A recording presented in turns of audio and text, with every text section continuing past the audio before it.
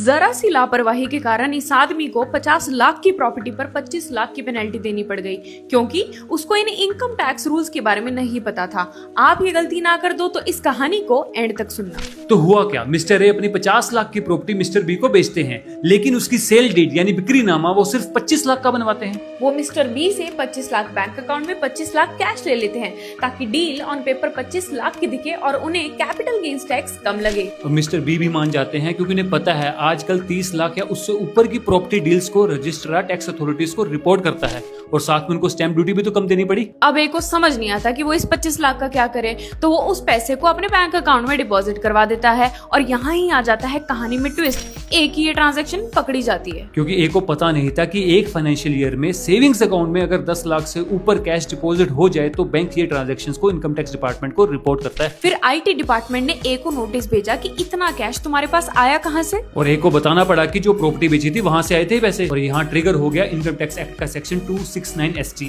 जिसके अंडर किसी एक पर्सन से किसी एक इवेंट के लिए एक दिन में 2 लाख से ज्यादा का कैश में ट्रांजैक्शन करना अलाउड नहीं है। ऐसा करने पर पूरे कैश जितनी पेनल्टी लगती है, जो इस केस में ए को लगी 25 लाख रुपए की। अब आपके मन में सवाल आ रहा होगा, ए छुपा लेता, मत बताता डिपार्टमेंट को ये प्रॉपर्टी वाला किस्सा, तो बच जाता।